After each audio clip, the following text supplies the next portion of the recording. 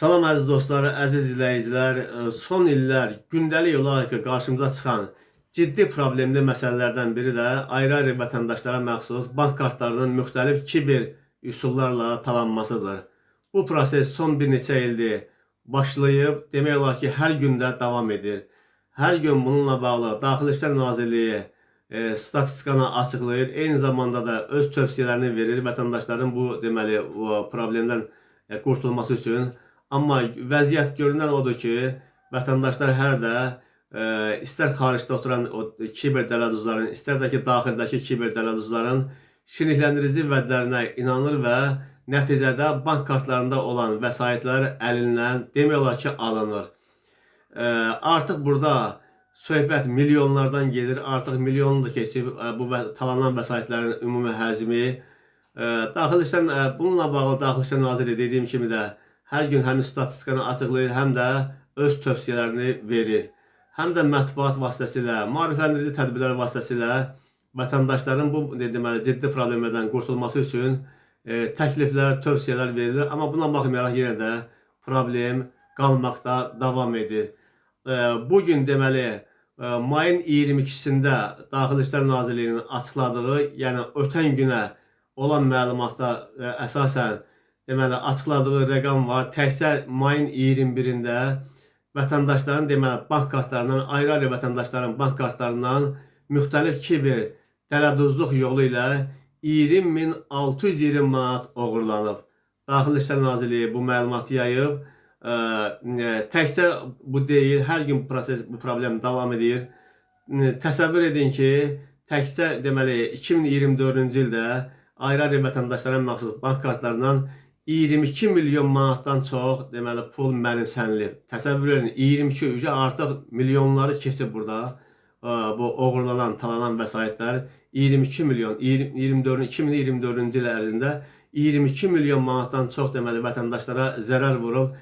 2025-ci ilin ilk 4 ayı ərzində isə bu rəqam artıq 6 milyon manatı keçib. Təsəvvür edin, 6 milyon manat. Bu vəziyyət ciddi problemdir.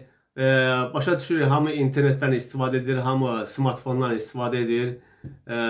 Təbii ki, hər birimizə, amma düşünmək lazımdır ki, hər birimizə bu şirnikləndirici mesaj, şəxsən mənim özümə də gəlir bu şirnikləndirici mesajlar, istər Facebook üzərindən, istər WhatsApp üzərindən, istər TikTok və digər sosial şəbəkələr üzərindən bizə də belə şirnikləndirici təkliflər gəlir, amma buna birmənalı olaraq deməli, yox deyirik, heç cavab da vermirik. Şəxsən mən özüm həmin o təkliflərə cavab da vermirəm, dərhal da blok atıram.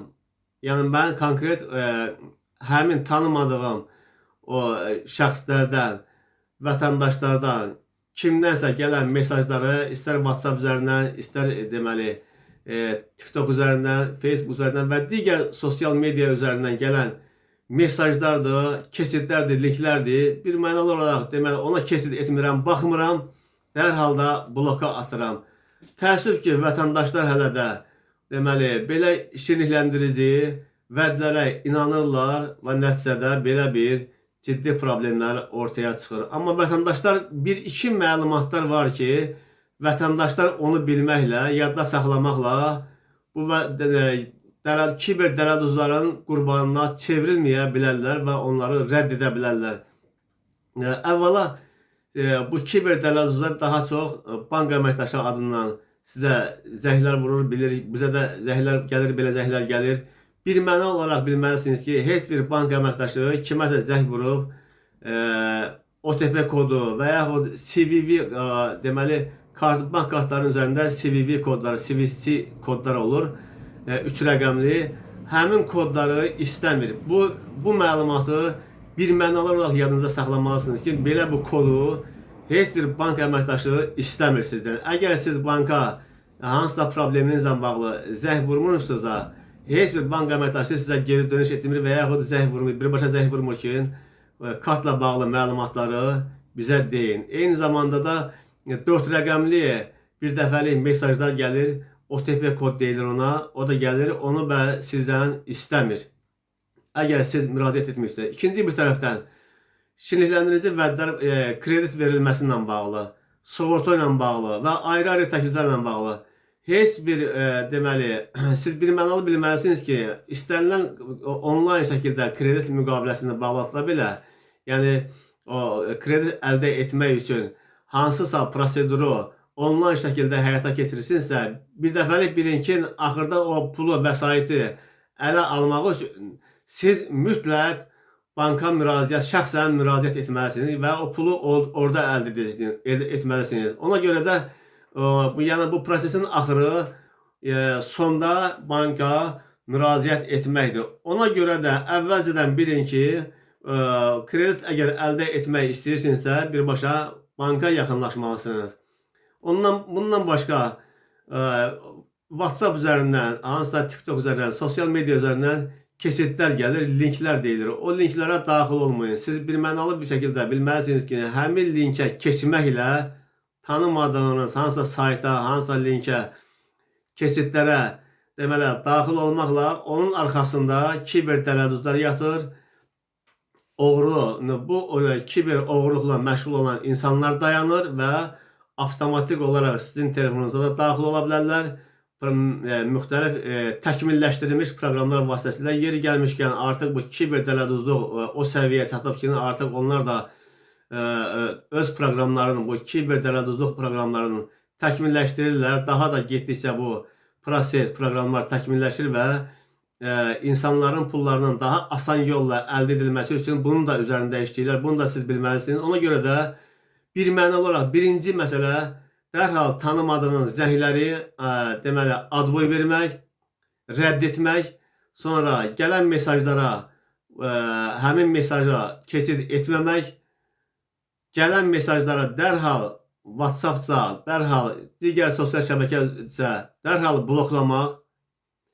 Bu məsələləri etməklə siz deməli kiber tərəddüdlüğün toruna düşməyəcəksiniz. Amma hansısa kimlərsə zəng edib sizə kredit və yaxud ayrı-ayrı şirinləndirici təkliflər etməklə, bu kodları verməklə bilin ki, bunun arxasında həmin bank kartlarınızın ələ keçirilməsi dayanır. Ona görə də dediyim kimi 2-3 addım var ki, 2-3 məsələ var ki, onu yadda saxlamaq, yəni bunu yadda saxlamaq da elə də çətin bir problem deyil, çətin məsələ deyil. Gələn tanımadığınız mesajlara dərhal blok atmaq, gələn zəngləri rədd eləmək, zəng olsa belə, tanımadığınız zənglərə cavab versəniz belə, bankla bağlıdır, maliyyə məlumatlarla bağlıdırsa, bilin ki, bu tərəddüzdür. Birmənalı şəkildə bilməlisiniz ki, bu tərəddüzdür və həmin onun dediyi addımları, o mərhələli addımları yerinə yetirməməlisiniz və bir dəfəli rədd cavabı verib, onu telefonu deməli, onun üzünə qapatmalısınız. Yəni, yenə deyirəm ki, burada söhbət artıq milyonlardan gedir. Təsəvvür edin, 2024-cü ildə 22 milyon manatdan çox zərər dəyib insanlara, təkcə 2025-ci ilin 4 ayında isə 6 milyon manata keçib. Bu doğrudan da böyük rəqəmdir. Ona görə də maksimum şəkildə diqqətli olmaq və 2-3 sadaladığım məlumatları da yadda saxlamaqla bu tərəddüdlərin toruna keçməkdən yan keçə bilərsiniz.